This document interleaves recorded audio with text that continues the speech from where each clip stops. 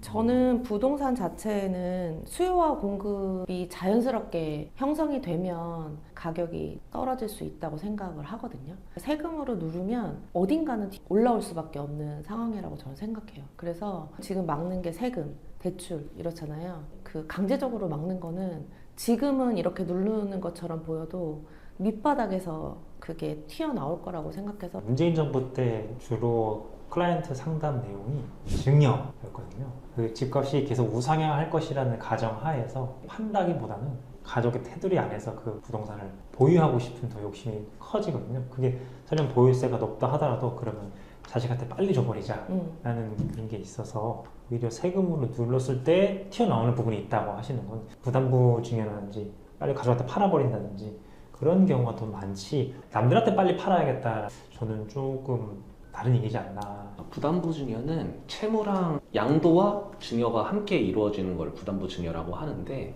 예를 들어서 10억짜리 집에 5억짜리 대출이 있다라고 가정을 했을 때 채무와 함께 그 집을 넘기는 걸 이제 부담부 증여라고 합니다. 유촌한테도 증여를 했을 때 1촌, 2촌, 3촌, 4촌하고 다른 세율이 적용이 되나요? 세율은 똑같아요. 세율은 똑같은데 공제가 달라요. 나의 자녀라든지 이런 직계들한테는 일단은 증여에 대한 공제가 5천이고요. 만약에 진짜 뭐 사촌이나 그 먼 친척들이라고 하면 1,000만 원, 기타 친족이라고 해가지고 1,000만 원 공제가 돼요. 제가 했던 케이스 하나 말씀드리면 저희 네. 와이프랑 5대5 공동 소유로 부동산을 네네네. 조금 사고 싶은 분이 계셨는데 그분이 혼인신고를 안 했던 거예요. 세법상 혼인신고를 안 하게 되면은 이게 사실 혼이라고 하더라도 배우자 공제가 안 되거든요. 맞아.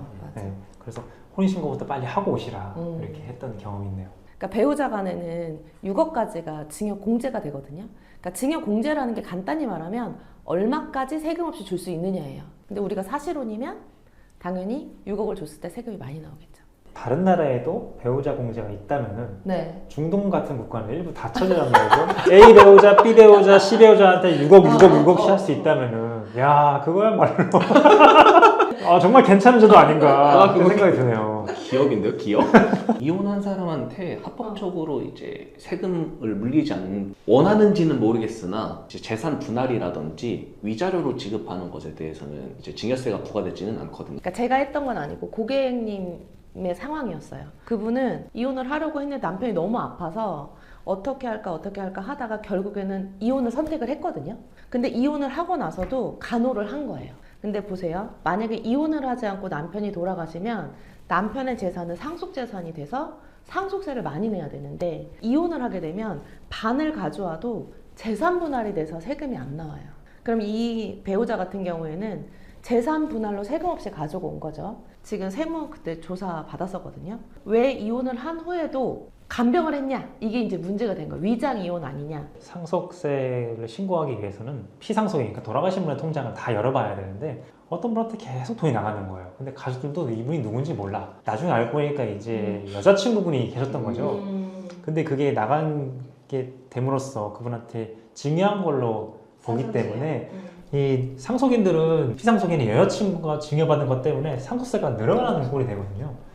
돌아가시기 전에 증여한 거다 봐서 사전 증여하고 합산이 되거든요. 상속세는 누진세율이다 보니까 일단은 나간 걸 다 합친 다음에 증여받은 걸 빼게 돼 있는데 이미 상속세가 너무 높아진 상태인 거죠. 모르는 돈이 나감으로써 가족들은 이제 속이 타는 거죠. 이 장례가 끝나고 이제 마무리하는 절차에서 가족들이 이제 분개하고 아사리판, 그 콩가루가 되는 케이스가 있습니다. 어려운 상황입니다. 그런 케이스는.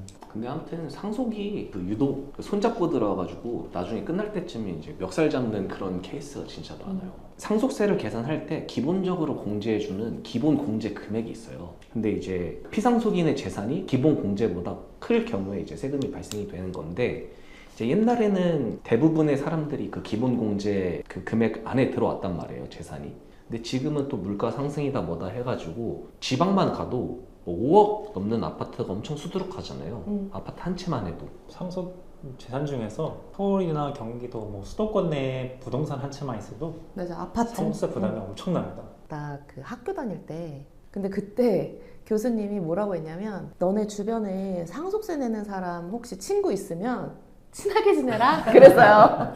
왜냐면 그때만 해도 아파트 가격이 공제보다 넘는 수준이 많이 없었거든요. 그러니까 주변에 상속세 내는 사람이 있다라고 하면 얘는 부자인 거예요. 그래서 그런 얘기를 우스갯소리로 할 정도로. 그게 몇 년 전이죠?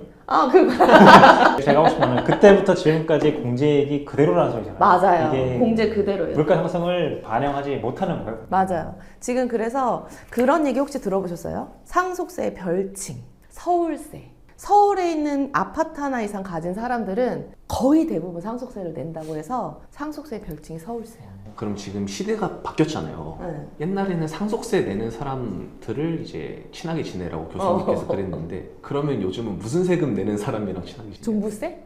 종부세. 종부세. 종부세. 종부세. 여기 종부세 내신 분 계세요? 이제 낼 거야. 내야죠, 이제. 내고 싶다. 재산 가치가 너무 지금 상승했는데 그거에 따라가지 못하는 거예요. 예전에 그런 얘기 나온 적이 있었어요. 이 상속 공제를 이렇게 올리는 거에 대해서 출산율을 늘릴 수 있다. 요번에 바뀌려고 했던 건 뭐였냐면 자녀 한 명당 5억씩 공제 주려고 했었어요. 이 출산율이 지금 만약에 높아진다 하더라도 얘네들이 상속 공제를 받으려면 정말 나중이잖아요. 그럼 그때는 집값이 또 어마어마하게 올랐겠죠. 그 출산율이랑은 상관이 없다. 그 자녀가 많으면은 배우자 지분이 낮아지면서 배우자 상속 공제가 낮아지잖아요. 맞아요. 그렇게 이게 제도가 앞뒤가 안 맞는 거예요. 배우자 상속 공제 낮아지면서 1인당 5억씩 해준다? 이거는 조금 자녀가 많을수록 공제가 줄어드는 그런 일들이 생기는데 한참 전에 배우자 공제를 어떻게 바꾸려고 했었냐면 민법에서 바꾸려고 했었어요. 원래 이제 상속세가 민법에서 따온 거거든요. 일단 배우자한테 반 떼주고 그리고 나서 나머지를 공제로 나눈다 이렇게 하려고 하다가 그건 불발됐었거든요. 근데 혹시 그렇게 되면 좀 어느 정도는 맞겠죠. 그렇죠.